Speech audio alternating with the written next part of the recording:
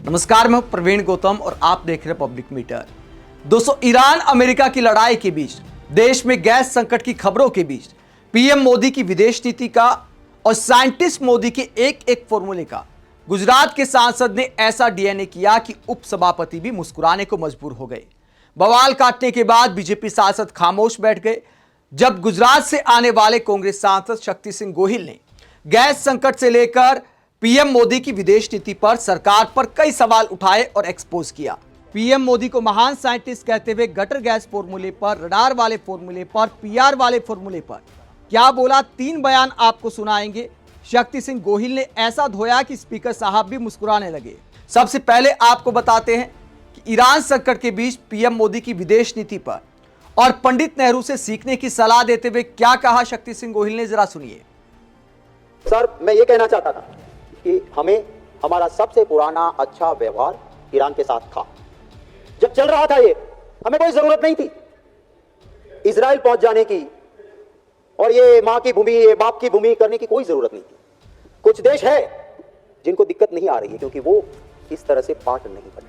आज देश जो भुगत रहा है, विदेश नीति किसी पॉलिटिकल पार्टी की नहीं हो सकती है। पॉलिटिकल पार्टी आती है, जाती है, विदेश नीति देश के लिए होती है और विदेश नीति देश के हित में होती है, बिना सोचे समझे। क्योंकि ये जवाहरलाल नेहरू जी ने किया था, क्योंकि कांग्रेस ने किया था, तो मैं दूसरे के साथ ऐसी विदेश नीति, ये नहीं चलता है सर। और इसीलिए आपको 58,000 और करोड़ का आज आपको इकोनॉमिक स्टेबिलाईजेशन फंड लेके यहां पर आना पड़ रहा है। वित्त मंत्री जी जो 57,038.48 करोड़ जो लेके आई है, बहुत बड़ी राशि है। और ये राशि वित्त मंत्री जी इसलिए लेके आई है कि उनका कहना है, माननीय उपसभापति महोदय, कि ये अमाउंट मुझे इसलिए चाहिए, ये है इकोनॉमिक स्टेबिलाईजेशन फंड। और वित्त मंत्री जी का कहना है कि मुझे इसलिए चाहिए कि कुछ अनएक्सपेक्टेड ऐसी चीजें हो रही है, हमारी सप्लाई चेन अनएक्सपेक्टेड डिस्टर्ब हो रही है, एलपीजी की दिक्कतें आएगी, इनको स्टेबिलाईज करने के लिए इकोनॉमिक स्टेबिलाईजेशन फंड मैं लेके आई हूं, ये वित्त मंत्री जी का कहना है। नहीं उपसभापति महोदय, इतनी बड़ी राशि माने 57,000 और करोड़ आपको लाना पड़ रहा है। आप कहोगी कि आप लोग कहते हो कि एलपीजी का दाम नहीं बढ़े, देखनी सरकार नहीं करती, इसलिए हम कर रहे हैं। Sir, this crisis are man made crisis, I am sorry to say. हमारा संविधान जब बना उस वक्त बहुत चर्चाएं हुई थी। हमारे संविधान ने उस वक्त कहा था हमारा देश किसी और देश की राजनीति में कभी भी हस्तक्षेप नहीं करेगा।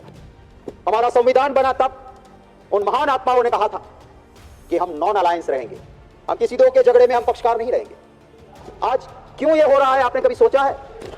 हमारी सबसे बड़ी सप्लाई चेन जिस चैनल से आती थी, उस चैनल का कंट्रोल ईरान डिस्टर्ब कर सके, ये दुनिया जानती थी।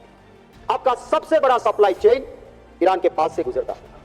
आपको क्या हार्मोज में, आपको पता था कि हमारे लिए इंपॉर्टेंट है, आपको क्या जरूरत थी जब ऐसा माहौल था?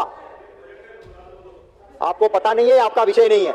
कुछ बीजेपी में बैठे उनको पता नहीं कि एप्रोप्रिएशन बिल क्या है। और संजय जी, सर मैं ये कहना चाहता हूं, आप उनको भी रोक रहे, आपको भी रोक रहे। आप देखिए संजय जी, उनको भी कर रहा हूं, आपको भी कर रहा हूं। आप बैठ जाइए, मैं आई विल नेम यू। मैं नहीं चाहता उनको भी कहा और आपको भी कहा। आप वो गुस्सा मत, प्लीज प्लीज प्लीज। नहीं, ये क्या तरीका होता? मैं सबको बोल रहा हूं, आप बैठ करके आप बोलते जाएंगे, ये क्या तरीका है? मानिए शक्ति सिंह गोहिल, मैं सबको रोक रहा हूं प्रमोद जी। कोई आप सबसे फिर आप टिप्पणी कर रहे हो, क्या तरीका है? कभी भी बैठकर सिर्फ बोलना क्या तरीका? बैठिए सबसे प्लीज। अभी तो कोई नहीं बोला, अभी तो कोई नहीं बोला, आप बैठ जाइए। संजय जी मैं कह रहा हूं बैठ जाइए, कोई नहीं बोला, अभी आप शुरू करें प्लीज। बोलिए Shakti Singh Gohil. And whatever I am submitting, that is within the scope, because in the appropriation bill there is a demand and huge demand. When there is a huge demand, on that I am speaking, but unfortunately my friends from BJP, they don't know anything and unnecessary interrupting. आप बोलिए। तो कांग्रेस सांसद शक्ति सिंह गोहिल सवाल उठाते हैं कि क्या PM Modi Israel इसलिए गए, क्या भारत ने अपना नजरिया इसलिए बदला है क्योंकि पंडित नेहरू की नीति से अलग चलना है, पूर्व सरकारों की नीति से अलग चलना है।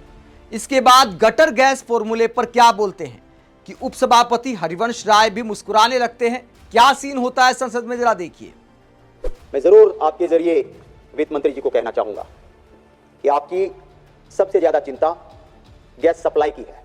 आपने 58,000 करोड़ रखा है, उसमें से एक प्रावधान आप ये भी कर लीजिए, क्योंकि कोई नॉन बायोलॉजिकल एक साइंटिस्ट ने कहा है कि नाली में बर्तन ऊंधा करो, उसमें छेद करो मित्रों, और उससे गैस निकलता है और चाय का ठेला लग सकता है।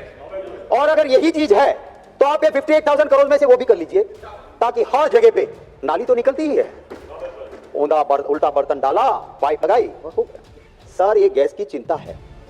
सर हमारे एक पक्षी को हमारे गुजरात में शाहमृग कहता है, जब कोई पीछे लगता है तो वो अपना सर रेत में डाल देता है, वो मानता है कि मैं किसी को नहीं देखता हूं इसलिए कोई भी मुझे नहीं देखता। ऐसी नीति सरकार ना करे। आप ये कहेंगे, मंत्री जी कहते हैं कि ये गलत कांग्रेस वाले बोल रहे हैं, गैस सप्लाई की कोई दिक्कत नहीं है।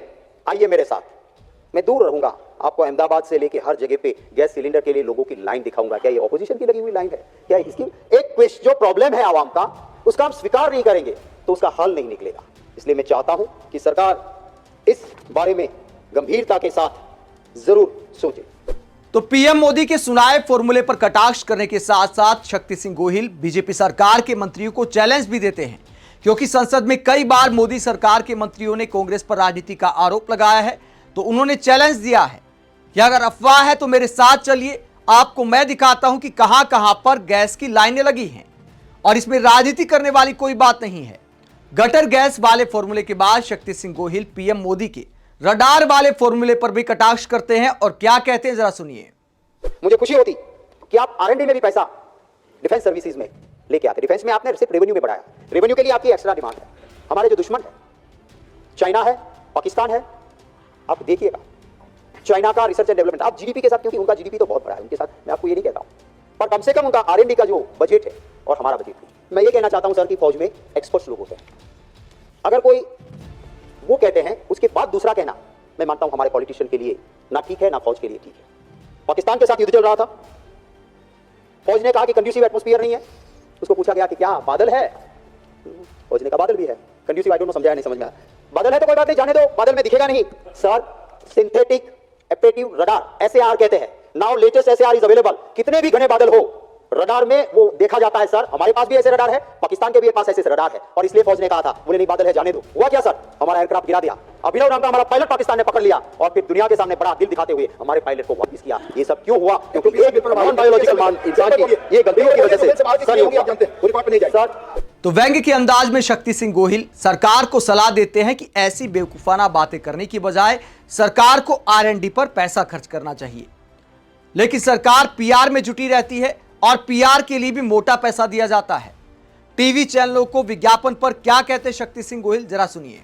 नहीं सकता सर, एक सबसे बड़ी डिमांड ग्रांट की एडवर्टाइजमेंट, इंफॉर्मेशन टेक्नोलॉजी, उनके लिए कम्युनिकेशन के लिए लेके वित्त मंत्री जी आई है। मेरा तो यही कहना है कि आप जब डिपार्टमेंट आते हैं तो आप उनसे पूछते हैं क्या ये पैसे सही जगह जा रहे हैं। सर ये मेरा तेरा भी होता है, अगर किसी जर्नलिस्ट ने सच बोल दिया तो उस मीडिया हाउस की एडवर्टाइजमेंट बंद। यस यस यस यस करे, वाह वाह वाह वाह करे, उनको जितनी चाहे उतनी मिलती रहे। ये प्रजा की ट्रेजरी के पैसे हैं। आप इस पूरे मुद्दे को लेकर क्या सोचते हैं, जब संसद से लेकर सड़क तक, आम पब्लिक से लेकर विपक्षी नेताओं तक पीएम मोदी पर कटाक्ष करते हुए, व्यंग्य करते हुए गैस संकट को लेकर जागरूक करने की कोशिश की जा रही है, लेकिन सरकार कहती है कि विपक्ष अफवाह फैला रहा है। आप इस पूरे मुद्दे को लेकर क्या सोचते हैं? क्या मोदी सरकार की विदेश नीति का ये परिणाम है? कमेंट बॉक्स में अपनी राय जरूर दें, साथ ही चैनल को सब्सक्राइब भी करें। नमस्कार।